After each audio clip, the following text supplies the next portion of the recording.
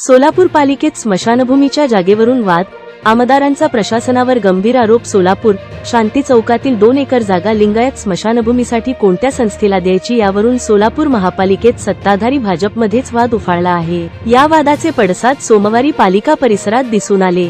भाजपचे आमदार विजय देशमुख यांनी पालिका आयुक्तांसमोर थेट आरोप करत सांगितले की त्यांनी दिलेले शिफारस पत्र प्रशासनातील काही अधिकाऱ्यांनी जाणीवपूर्वक लपवून ठेवले. गेल्या महिन्यातील महापालिका सभेत लिंगायत स्मशानभूमीसाठी जागा देण्याचा ठराव मंजूर करण्यात आला होता.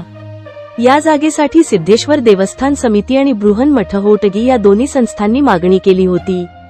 मात्र विजय देशमुख यांनी होटगी मठाला जागा द्यावी अशी शिफारस केली असतानाही सभेत सिद्धेश्वर देवस्थान समितीला जागा देण्याचा ठराव मंजूर करण्यात आला. या निर्णयानंतर हा वाद चिघळला असून भाजपमधील 2 गट आमने सामने आले आहेत. आमदार देवेंद्र कोठे यांनी या ठरावाचे समर्थन केले आहे, तर विजय देशमुख यांनी विरोधाची भूमिका कायम ठेवली आहे.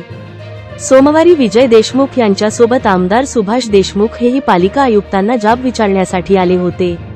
आयुक्तांनी तुमचं पत्र माझ्यापर्यंत पोहोचलेच नाही असे सांगितल्यावर दोन्ही आमदार संतप्त झाले. त्यांनी संबंधित अधिकाऱ्यांवर कारवाईची मागणी करत आवश्यक असल्यास हा विषय मुख्यमंत्र्यांपर्यंत नेण्याचा इशाराही दिला.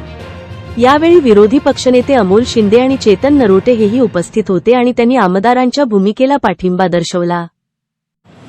महानगर प्रशासन काय केलंय काय नेम वाटायचं काय स्पष्टच आहे ना. आज आपल्या सगळ्याच्या समोर आहे. 2 लिंगायत समाज, एवढं मोठं लिंगायत समाज सोलापूर शहरामध्ये असताना आजपर्यंत कुणीही कुठलंही राजकारण करत असताना कुणी असं समाजामध्ये भांडणं लावून कधी राजकारण केलं नाही. समाजाचे दुफळी व्हावं असं कधी विचार न करता आजपर्यंत राजकारण होत आलं. पण आजची परिस्थिती राजकारणाची वेगळी दिशा धरत आहे. म्हणूनच सांगू इच्छितो, म्हणूनच ह्या दिशेला कुठेतरी थांबायला पाहिजे. संस्था दोन्ही एकच आहेत, दोन्ही लिंगायत समाज आहेत. जेवढं आमची सिद्धेश्वर महाराजाबद्दल भक्ती आहे तेवढीच भक्ती ओटगी महाराजाबद्दल आहे. कारण ओटगी महाराजांचे आज ज्यांच्याशी आम्ही शब्द दिलो होतो ते आमचे समाजाचे जगद्गुरू आहेत आणि त्यांच्याशी बोललं असताना हे दोन्ही जाणून बुजून करत असेल हे ते चुकीचं आहे. याला समाज विचार केल्याशिवाय याच्याबद्दल राहणार नाही. आमदार विजय देशमुख मालकाने घेतला आहे. आमचे नगरसेवक वड्डेपल्ली यांचे मिस्टर वागला माहितीला गेल्यानंतर हे जागा मालकाने बघितली होती. तिथूनच मालकाने आयुक्तांना फोन लावला की अशी जागा आहे आणि आम्ही पत्र देतो आहे. त्याचं मूळ पत्र मालकांचं आहे. दोन्ही पत्र मालकांचे आहेत. ते जागेचा शोध घेणं, जागेचा उतारा काढणं, जागेचे पाठपुरावा करणं मालकानेच केलं आहे आणि मालकाच्या मतदारसंघात असल्यामुळं मालकांचंच पत्र या ठिकाणी लपवलं गेलं. त्या अधिकाऱ्याला मात्र सजा झाली पाहिजे, त्याच्यावर कारवाई झाली पाहिजे आणि मूळ जो प्रस्ताव आहे तो लपवून ठेवला, तो महापौरकडे पाठवला नाही, हे देखील गांभीर्य आयुक्ताचं आहे.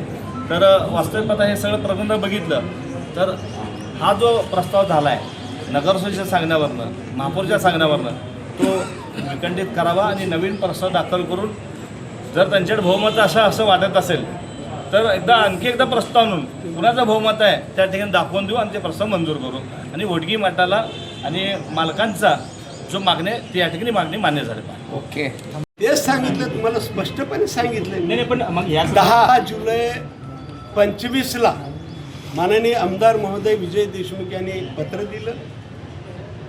त्याच्यात कोणत्याही संस्थेचं नाव नसल्यामुळं दूरध्वनीवरती आमदार महोदयाने आयुक्त साहेबांची चर्चा झाली की ह्याच्यात कोणत्याही संस्थेचं नाव नाही आणि म्हणून 30 जुलैला माननीय आमदार महोदयांनी परत एकदा पत्र दिलं.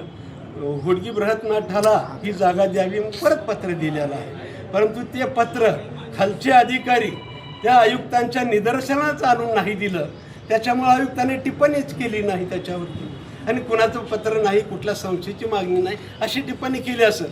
ती टिप्पणी पाहायला मिळाली नाही. पण माझं असं मत आहे की ह्याच्यात सखोल चौकशी व्हायला पाहिजे.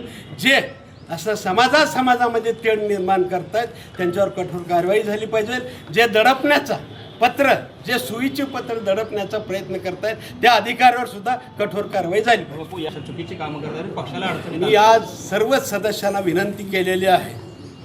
आज 2 आमदार किंवा 3रे आमदार आले तर सोन्याहून पिवळा आहे, नाही आले तर आम्ही दोन्ही आमदार आणि जे उपस्थित सदस्य आहेत त्या सर्व महापालिकेच्या नगरसेवकाच्या सर्वांचे सहाय्याचं एक निवेदन तयार करू आम्ही देतोय आणि त्या निवेदनामध्ये स्पष्ट म्हणतोय की ते निवेदन महापालिका आयुक्तांनी ते मान्य करू नये, कारण त्यांचा अभिप्राय नाही, त्यांची टिप्पण कुठलंही नाही, त्याच्यामुळे हा ठराव मान्य करू नये असं पत्र देणार आणि त्याची कॉपी पालकमंत्र्यांना सुद्धा देणार, आमच्या नगरविकास मंत्र्यालाही देणार आणि न्याय घेण्याचा प्रयत्न करणार. विश्वस्त आहे तरी हे प्रकरण हे एवढं चिघळायचं काही कारण नाही आहे.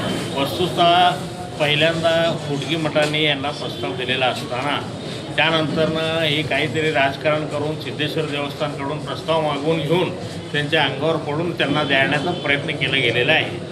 आणि जोपर्यंत देवेंद्र कोटे साहेबांनी त्यांना स्वनिधीतून खर्च करून देतो असं म्हटले नाही तोपर्यंत त्यांची ही जागा घेण्याची देवस्थानची तयारी नव्हती, हे वस्तुस्थिती आहे. आणि हुडगे मठाने ही जागा बिनशर्त घेण्याची तयारी दाखवलेली होती. त्यामुळं पहिला हक्क जे आहे ते हुडगी मठाचाच असल्यामुळे निर्विवादपणे ते हुडगी मठालाच मिळाले पाहिजे असं माझं स्वतःचं मत स्पष्ट मत आहे. ठीक आहे. आणि सिद्धेश्वर देवस्थानने त्यांना कार्य करण्याकरता अनेक काही कामं असताना हे नाही त्या विषयामध्ये अजून एक त्यामध्ये विषय वाढवून घेण्याचं काही कारण नाही आणि राजकारण करण्याचं काही कारण नाही आणि समाजामध्ये तुकडी मारवण्याचं काही कारण नाही. हे अश्लाघ्य प्रयत्न त्यांनी करू नये अशी मी त्यांना विनंती करतो. आणि माझं कोण करायला लागले? धन्यवाद. हा सगळा प्रकार कोणामुळे झालेला आहे, कोण करते? हे तुमच्या राजकारणामधले काही लोक मंडळी आहेत आणि ते देवस्थानचे सर्व ज्यांच्यासमोर बाकीचे सगळे विश्वस्त असं उभारतात, हे लोक करायला येतं. अजून कोण करणार? दुसरे हेच आहेत लोक. धन्यवाद. तो प्रस्ताव काय करणार आणि कसं काय? सोलापूर महानगरपालिकेने परवा जो ठराव केलेला आहे महापालिकेमध्ये तो विखंडित करण्याकरता आता सर्वांनी सांगितले की सर्वांच्या मते आम्ही सह्या करून आयुक्तांना पत्र देणार आहेत, तो आयुक्तांनी विखंडित करावा आणि येणाऱ्या नवीन सभेमध्ये आम्ही सभासद प्रस्ताव हुडगी मठ या संस्थेला स्मशानभूमीची जागा द्यावी याकरता आम्ही येणाऱ्या सभागृहामध्ये तो प्रस्ताव आणणार आहे आणि तो मंजूर करून घेऊन पुन्हा एकदा आम्ही संस्थेला जागा देण्याकरता प्रयत्न करणार आहोत.